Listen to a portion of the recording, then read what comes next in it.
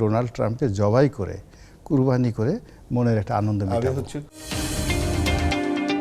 Donald ট্রাম্পের কোরবানি হচ্ছে বাংলাদেশে, এবং এই কোরবানিতে কি কি ত্যাগ হবে আর কি কি যুক্ত হবে? না, খবর শুধু টেলিগ্রাফ ছাপেনি, আজকে দেখলাম রয়টারও ছেপেছে।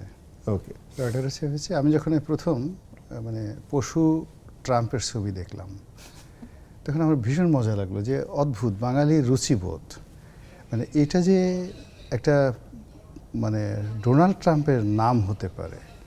এবং এটা জানেন যে যারা চাষাবাদ করেছে, এটাকে যারা লালন পালন করেছে, ওরা প্রান্তিক লেভেলের চাষি।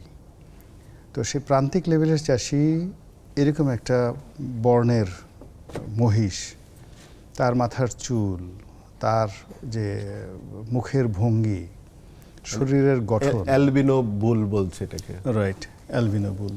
তো এর সঙ্গে যে এরা কিন্তু কোনো জাহাঙ্গীরনগরের ইউনিভার্সিটির কোনো অধ্যাপক নয় বা গোলাম মোল্লা রনির মতো কোনো কলামিস্ট নয় যে আমরা হয়তো মিলিয়ে দিলাম এটা, কিন্তু এদের কমন সেন্স এত বেশি, এরা মুহূর্তের মধ্যে এটাকে একটা ইন্টারঅ্যাক্ট করে ফেলেছে যে এই পশুটার নাম আসলে ডোনাল্ড ট্রাম্পই হওয়া উচিত।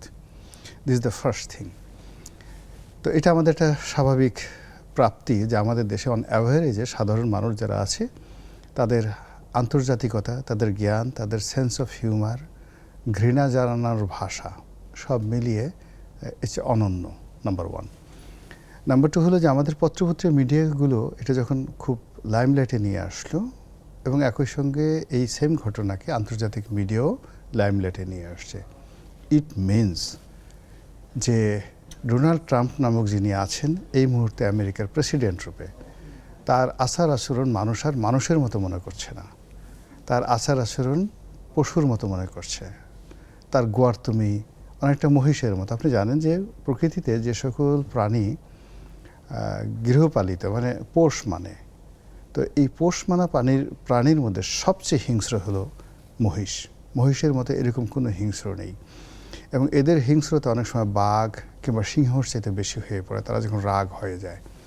তো এরকম ডোনাল্ড ট্রাম্প হলো ওইরকম ঠিক মহিষের এইটার চরিত্রের মতো। সে পোষ মেনেছে, আমেরিকার মতো একটা চেয়ারে বসেছে, তো সেই দিক থেকে সে গৃহপালিত। আর তার যে স্বভাবটা, সেই একটা বুনো মহিষের মতো একটা স্বভাব। সেই অল্প সময়ের মধ্যে যে কাজটা সে করেছে মাদুরোর সঙ্গে, ভেনেজুয়েলার সঙ্গে, যে নৃশংসতা সে চালিয়েছে গাজাতে, এবং যে নির্মমতা সে এখনও চালাচ্ছে ইরানে, এবং ইরানের এই ঘটনাকে কেন্দ্র করে সে ইয়েমেনে হুতিদের সাথে খারাপ আচরণ করছে এবং জুলুম চালাচ্ছে, এবং পার্শ্ববর্তী রাষ্ট্র লেবানন, সেখানেও মারাত্মক সে যে যাকে বলা হয় তাদের জীবন তছনছ করে ছেড়ে দিয়েছে আর একজন বদমাইশের সঙ্গে একত্র হয়ে, সেটা হলো নেতানিয়াহু।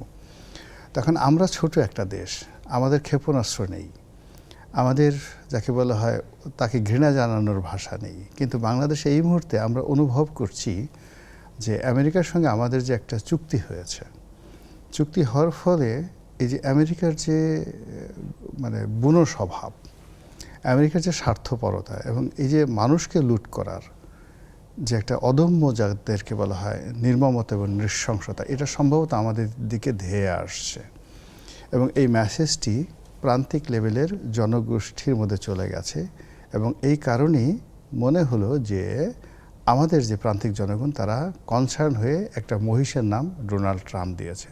আপনার প্রশ্ন, এখান থেকে আমরা পেলাম কি? What is our achievement? আমাদের পেলাম হলো যে আমাদের একটা আত্মবিশ্বাস আমরা পেলাম যে বাংলাদেশে যা কিছু হচ্ছে এই ব্যাপারে আমাদের দেশের জনগণ সচেতন।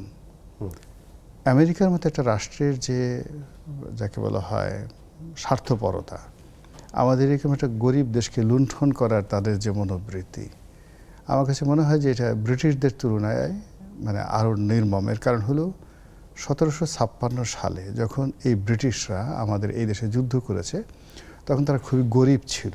আপনি অবাক হয়ে যাবেন যে বাংলা, বিহার, উড়িষ্যার যে জিডিপি ছিল তার 100 ভাগের 1 ভাগ জিডিপিও কিন্তু ইংল্যান্ডের তখন ছিল না, খুবই গরিব ছিল।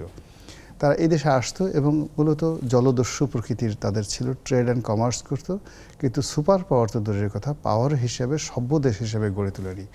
তো সেই সময়টাতে ধরেন তারা যে কোনো কারণে বাংলাদেশে চুরিচামারি করেছে, রাষ্ট্র ক্ষমতা দখল করার জন্য বাংলাদেশের ট্রেজারি দখল করার জন্য একটা কাজ করেছে। এটাকে আমরা ধরে নিয়েছি যে বর্গীরা যে কাজ করেছে, মগেরা যে কাজ করেছে, অন্যান্য জলদস্যুরা যে কাজ করেছে। কিন্তু আমেরিকা কি করছে? তারা এখন বলছে আমরা পৃথিবীর সবচেয়ে সভ্য দেশ, তারা এখন বলছে আমরা পৃথিবীর সবচেয়ে শক্তিশালী দেশ, আমাদের এটা আছে ওটা আছে। তো সেটা নিয়ে আমাদের যাদের কিছু নেই, পরনের কাপড় ছাড়া আমাদের আর তেমন কিছু নেই, তো আমাদের এখান থেকে কেন তাদেরকে টাকা নিতে হবে?